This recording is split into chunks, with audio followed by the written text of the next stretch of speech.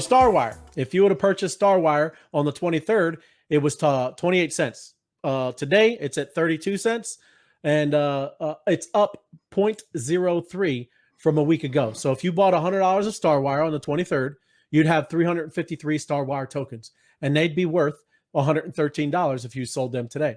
There are 425 Starwire token holders. That's up one from 424. Starwire has a total market cap of $8,013,000. Starwire's total market cap is up 1 million from last week. So they had a big jump in their market cap.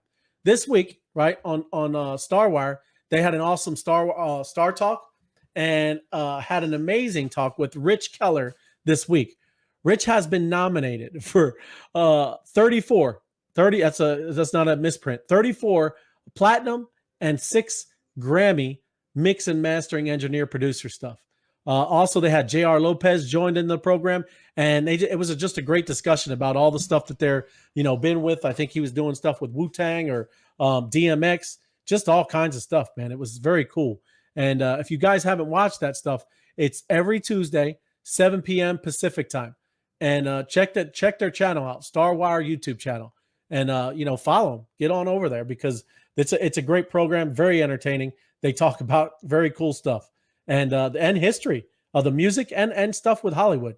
Very entertaining, great stuff, great information, and you get to see where Starwire is going. It's awesome stuff. On July 30th, Mims Crypto was announced the winner of the 2021 NFT Championship. He used Starwire's NFT in the IU Pixel Championship battle. Right. They came out in force to support their NFT followers. So Josh has this NFT. This is Starwire's, okay? And then what's amazing is the other fellow, Paul, he used Wafu's NFT. And right. That's how this wasn't planned. It all came together, and those were the two that battled. So just funny how it all worked out, and this is it. This is the winner. So congratulations to Starwire, and again, congratulations to Josh. Very cool stuff.